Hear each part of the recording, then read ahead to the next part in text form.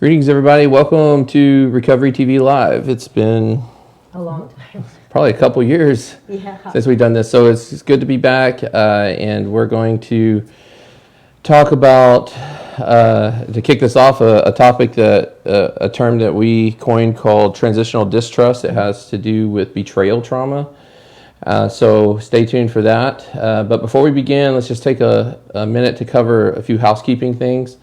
The first thing to remember is that Facebook Live, or eventually we're going to have this on YouTube Live, those are public forums, so we encourage you to submit comments or ask questions and things like that, but we want you to remember that this is a public forum and your privacy can't be protected through this means. So if you have a question or a comment, something you want to submit to us anonymously, you can do that by sending email to the email that you see on your screen right now. So, and that way you can stay anonymous and we can still potentially answer your question.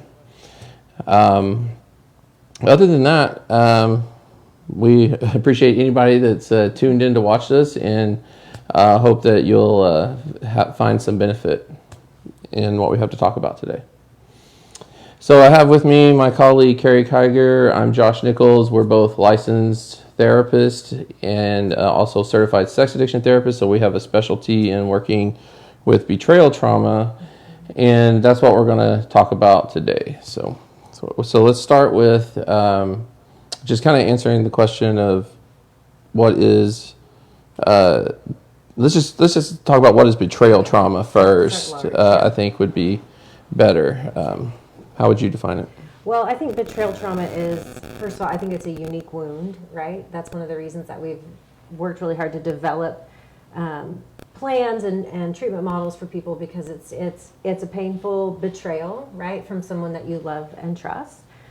Typically what that looks like, especially in our practice, is infidelity, secret behaviors, sometimes sex addiction behaviors, secret financial infidelities, etc. But what makes it different than somebody other than a trusted person violating your boundaries is that this is a primary relationship that's supposed to be a relationship of care and safety. And so the wound, I would say, is very, very deep. Right. Yeah, and within that, there are varying degrees of depth. Absolutely. Too, right? So like. Betrayal really lies in the eye of the beholder. So, but there are definitely some, like when it comes to infidelity, sexual infidelity versus something like financial infidelity, or just feeling like promises have been broken or something like that. There's varying degrees, but regardless, it hurts, and you typically know the feeling of betrayal when it happens, right? Right, and I think, Josh, you and I hear from people. We've had the privilege of working with people that are, coming into our offices or seeking our groups for all kinds of issues. But what we continually hear about betrayal trauma is that it's the most painful experience. Right. Right. Yeah, and I think it's definitely reflected in. I know that we're only spending an hour or 2 hours at a time with people, sometimes weekly, sometimes every other week, or in groups and things like that. But it's definitely reflected in the discussion of how they experience their lives. It does really seem like a terrible experience, for sure. So one of the common questions that people are itching to know is, how do we rebuild trust? Because one, it feels terrible to not be trusted. And secondly, and it's really hard to gauge which one's worse, it feels terrible to not feel like you can trust, right? And so, of course, with the partners, the injured partner, the person that has experienced the betrayal, their whole world's been tipped upside down, and they're wanting to know, how do we rebuild trust? Because the level of uncertainty and unsafety that they're feeling is pretty intense. So we, over time, we're trying to put a word to, like, what is this? What do we call this? Right. Because they're trying to learn to trust, but you don't get to have trust immediately. There's a process of rebuilding. Right. And that's when we came up with transitional distrust. It also comes out of a lot of working with the injured partner and hearing them feeling overwhelmed and uncertain with how to deal with their skepticism. Right. Right. So my partner who has betrayed me now says they're not. Right. They're not engaged in any of those secretive behaviors. They've ended the affair, or they've created transparency about their whereabouts, etc. But I don't feel trust, and I a lot of people struggle with that feeling of I don't know how to trust this other person. I want to, but I can't. Mm-hmm. And I think that was part of why we were searching for a term that really fit that, transitional distrust, because a lot of this process is about embracing your skepticism. Right. Right? Yeah. And we've talked quite a bit about this, and you can go to our YouTube channel and search some of the other videos that we've done. We've written a blog or two. Yeah. I think we wrote one on betrayal trauma and transitional distrust. So there's definitely some written information that we put out there, but so if that's not on your screen, then it's just familysolutions.ok.com, and you can find it in the blog there. But basically, there's this process of transition that couples are going through. And we call that a liminal state of existence. And we hope to kind of do some talks and some writing on that as well real soon. But it basically just means it's a point in time where you're neither this but not yet that. Mm-hmm. So it's basically being lost. It's the in-between stage, which everyone who's ever grown their hair out understands the in-between stage, right? Yeah. Right.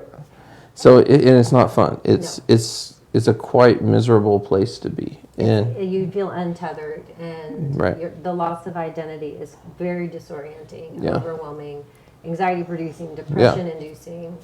Yeah, and overwhelming is a key word there too, because I can't imagine, the abrupt shift, especially for partners, that in one moment's time, the world just changed, and just thinking about that idea overwhelms me.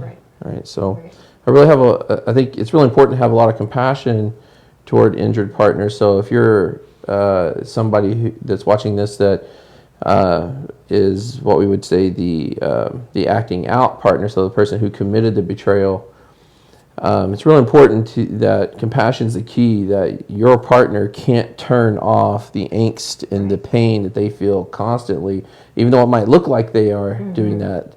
They're living with it 24/7, at least in the beginning. Right.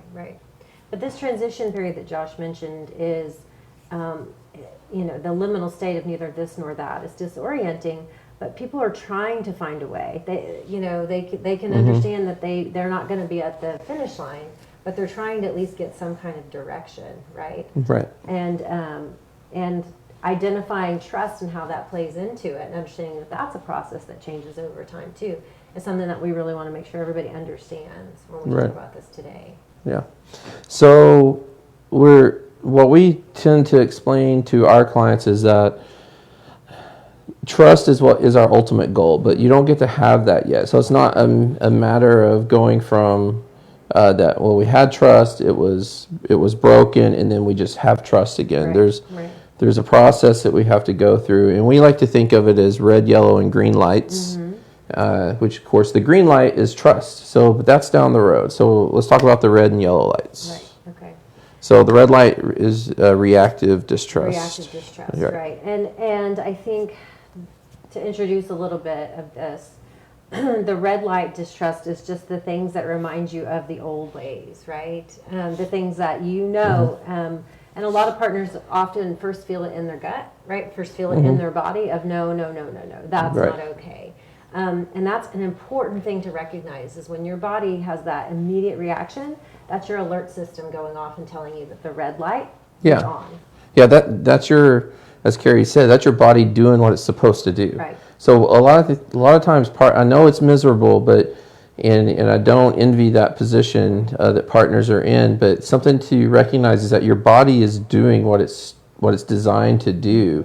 It's not super concerned about your comfort right now as much as it is about your safety, right? And so you're getting alerted on things. So when you see something that's what we say is more of the same, that you might have a more reactive response to that with a lot more certainty embedded in it, saying what I always say is like it's a big hell no. Like I recognize that it's part of the way things used to be, or the way things were that led us here. I don't want any part of it.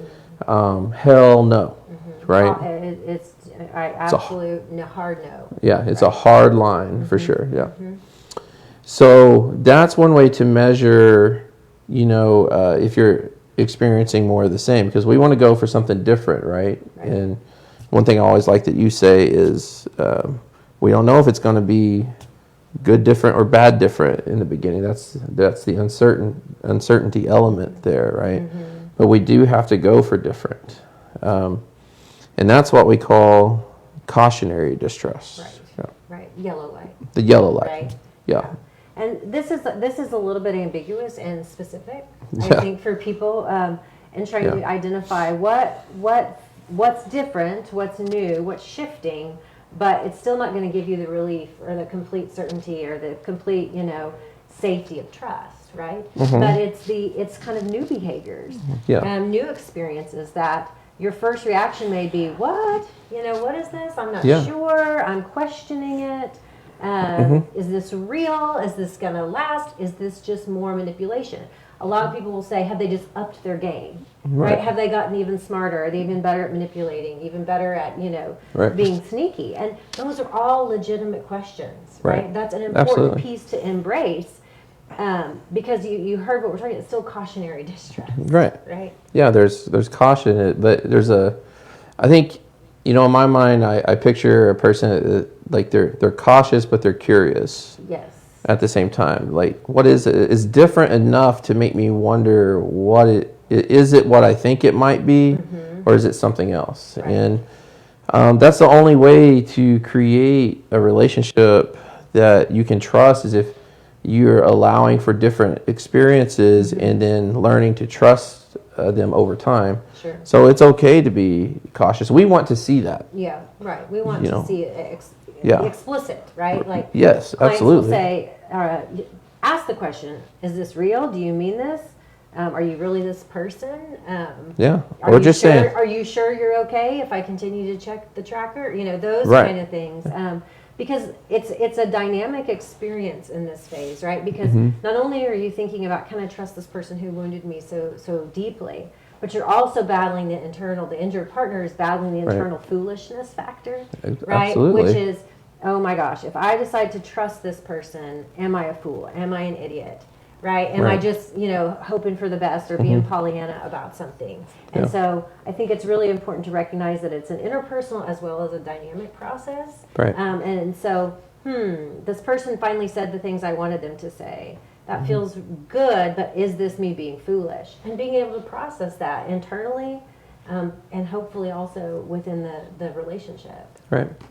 I think it's important to point out that cautionary distrust is still distrust. Sure. So it doesn't feel good still. Right. I mean, to either partner. Right. Either party. Right. But if you're looking for a way to kind of measure, are we potentially moving in the right direction? When you have that hardline reactive distrust, I think you learn to trust your gut to know that's moving in the wrong direction. In cautionary distrust, it still might not be because we said we don't know if it's good different or bad different yet. We're not sure. So there still might need to be some polishing and some tweaking to kind of get it where you want it. But it might be a path that you can learn to travel. Right. Something else I wanted to point out on that too is that this is also in the beginning, right? The partners are looking. You kind of mentioned have they mastered manipulation here, right? So it's like the partners are looking to their acting out spouse to for this type of information to say that I might be able to trust you again, right? But in these type of situations, it's not just the acting out partners in recovery, the injured partners in recovery, and the couples in recovery. Right. So what that means is that as the injured partner recovers, you're going to start doing things differently. And the acting out partner is also going to go through this process of, what was that? What does this mean? Right. And basically, when you're experiencing something different and there's been this type of rift created in the relationship, your brain is going to interpret anything new as a threat first. It's what it's supposed to do. It doesn't recognize it, and you've been hurt, right? So it's a threat until it's not. And so, because if you haven't seen it before, then you have no neural pathways to assign a meaning to it and what this means. So your brain's just going haywire, going, what does this mean? Like, does this mean you don't love me anymore? Does this mean you're leaving me? Does this mean you've mastered manipulation?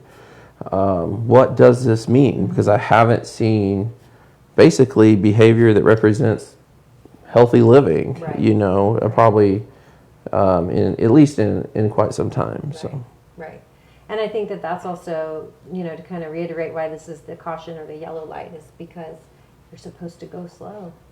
If your first reaction is, uh-oh, I don't know about this, and you slowly learn to lean in and be curious, then you can process through, and maybe that meaning can shift to, maybe this is okay, right? So, but you don't know that until you slow down, right? Exactly. That's like the yellow light through the intersection. Right. Yeah. And if you're just now tuning in to watch this, I'm here with my colleague Carrie Kiger. I'm Josh Nichols, and we're talking about this concept that we call transitional distrust when dealing with betrayal trauma, which betrayal trauma is usually, most of the time in our line of work, it's when couples are battling infidelity, or they've experienced infidelity, the impact of it in some form, whether it's just a single affair or something as extreme as sex addiction. But we do encourage you to, if you have comments or questions, you can submit those. But this is a public forum, so there's an email if you want to submit anonymously that you can see right there on your screen, and we'll have somebody standing by to filter through those. We'll try to answer those either in this episode or in future episodes. Right. So we talked about the liminal state of existence, which is the point in time where you're neither this and not yet that. We talked about the two pieces of transitional distrust, which is the red light, which is reactive distrust, and then the yellow light, which is cautionary, which cautionary is what we want to see to measure progress. Right? Let's talk about the green light. Okay, okay. You start with the good, right? Green means good. Right. So green light is where we want to be, right? So the hard thing about the green light, which is the trust that feels secure, is a lot of times in relationships, what we see, how in anybody watching this might be able to relate to this. I know I can. When my wife and I first met, it seemed like trust was organic. Like it had this process of just folding together, just kind of organically as we went through the dating process. And then we'll say this represents secure trust, safety, right? And then a betrayal happens, and then it's severed to varying degrees, right, based upon how severe the betrayal is. Right. So the process of taking being mindful or cautious, say cautious against, I don't want to use cautious, being mindful of reactive distrust, because we don't want that, and welcoming cautionary distrust, we do see an organic phase of people starting to feel safer and safer, right? Sure. But then what's different, though, is that this last piece, like, it just doesn't lock in like it did before. Like, it's like I can't. So we see this experience that couples go through of leaving no stone unturned, right? It's like you reached a chasm, and you got to get to the other side, but you don't want to jump at that spot because it's scary, right? And so I want to try to find a narrower spot, or maybe a tree that's fallen across I can use as a bridge or something before I just go ahead and jump. And I think that's pretty normal, right? Yeah, right, for sure. But from our experience, most of the time people don't find that, and they just got to jump. They got to, and so this piece here is more like a choice. And to me, that really represents what true trust is knowing what our partners, and this is everybody, by the way, what we're all actually capable of. Right. And everybody in this world is capable of infidelity in the right circumstances. So it's knowing what we're all capable of, yet I choose to trust them anyways. But we need to be clear on something. That does not happen. This does not happen before this happens. Right. That is like we started talking about. It's a process. Right? Exactly. You got to climb the mountain to get to the top to find the chasm. Yeah. I mean, I would really be concerned, right, if someone did this first. Like if they're here and it just went really quickly, Right. like that would be worrisome to me because it'd be almost like a false positive in a way. Yeah. Right. Yeah, that's a good way to think about it. So for all you partners out there that are having trouble choosing to trust, that's part of the process. Sure. You're supposed to have trouble with that. And it takes some time to convince your brain that it's okay now, that enough of this has happened, the organic has happened, that I can choose to do this now. That you can jump and it's not so dangerous. Exactly. Right.